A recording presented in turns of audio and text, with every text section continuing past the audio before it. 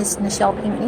She is the Social Studies and World Language Program Coordinator at Klein ISD, and a former colleague of mine that I used to write curriculum with. And she's graciously agreed to do this and be videoed, which is kind of awkward right now.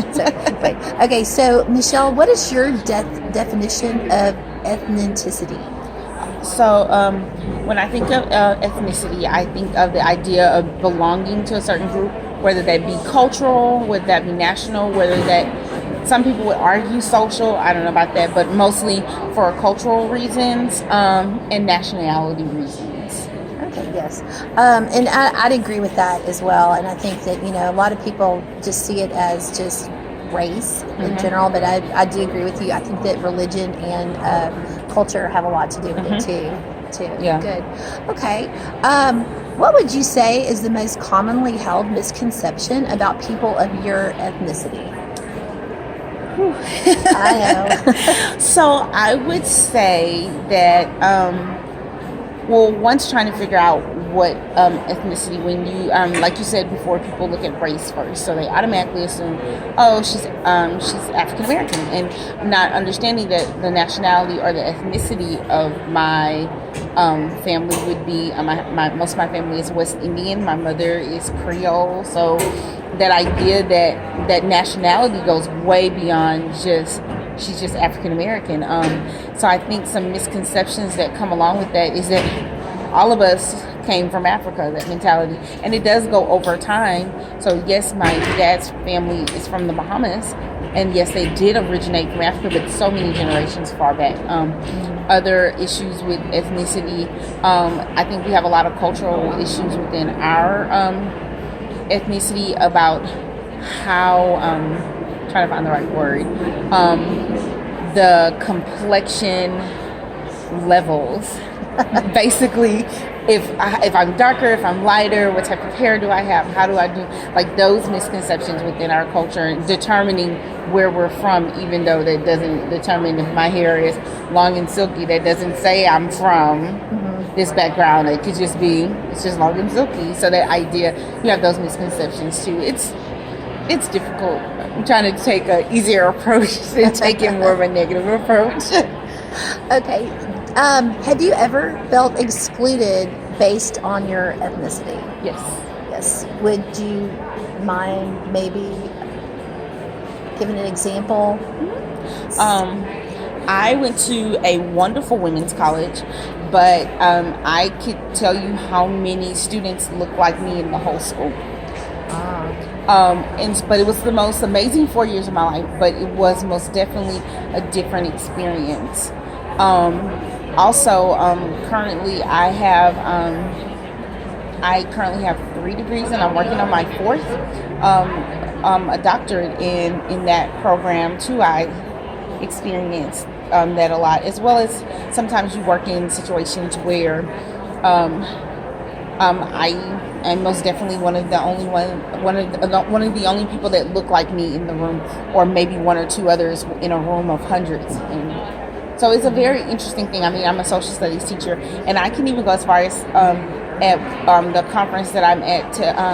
The conference I went to yesterday, it wasn't many people that resemble me, which is it's sad to say, but then it's like we just have to break those barriers. Well, yeah, and I mean, I obviously, for being a 57-year-old white lady, I can't say that, but in our field of social studies, sometimes we can identify that on a gender basis too, because there's a lot of times where we're the only females in the room. Although I know this is about ethnicity, but it's kind of the same thing. You feel kind of isolated out at times. Yeah, I was a high school history teacher in the state of Texas. So I literally worked on a team of 21 teachers, 18 to 21 teachers, and there was 2 women. Right. For like the whole tenure. Yeah. Oh, yeah. So it was an interesting task. Word. So we did we do number 4? No. Okay. Do you remember being excluding others based on ethnicity? Yes, but I don't think it was and so I guess this is why I'm so forgiving of things. I don't think it was purposeful.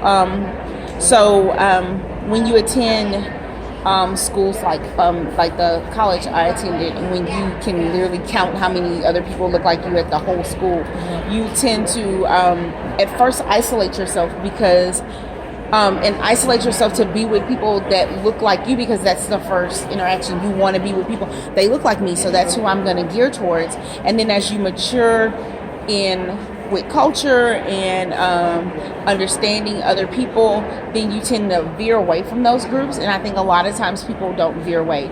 So even when in pledging and things like that, we I don't think it's by choice, but there is exclusion of different ethnicities. Even when you pledge at certain places, it's very rare to see. I mean, it's getting better, I guess, now, but in the sorority world, it's very rare to see.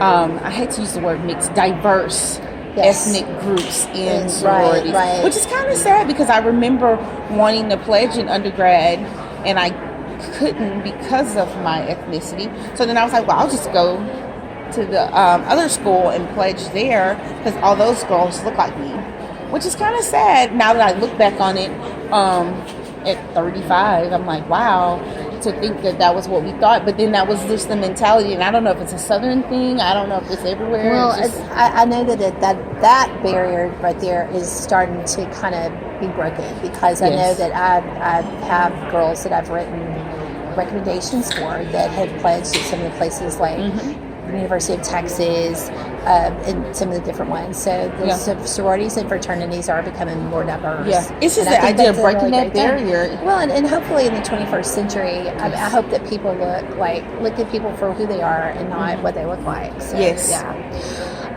how important is it that people understand people of other ethnicities? So I mentioned before, and you said it, in my role as I've been a social studies teacher for a nice amount of time, and now I'm the social studies and world language program coordinator is one of them, and I literally work with teachers who have to build culture and understanding of culture and ethnic groups and religions and things that fall into that category. I believe at this point we are living in the most diverse. I live in Houston, the most diverse city in the United States. We live in one of the most diverse countries in the world, but yet we have the most discrimination, the most separatist acts, the most racial issues, and it's kind of sad because we have so much. We brag about being this. I never taught a melting pot to my students. I always taught that we were this big thing of gumbo, or this mosaic culture that has all of these people here that have so much different things, but we have one thing in common, that we just all want to learn about others. So I think ethnicity is important because, and others' ethnicity is important because it just makes the world a better place. It makes it different. If we're all the same, like, who wants to wake up every morning and always wear black? Who wants to wake up every morning and say, I'm just going to wear this? I don't want to interact with people every day that look and think and breathe just like me. I want to meet people that know different things, that experience different things, because I'm like, oh, I want to experience those things too. So it's important, and I just wish that it was something that everyone innately said, this is what I need to do on a daily basis. Accept everybody. Just accept them. I agree with you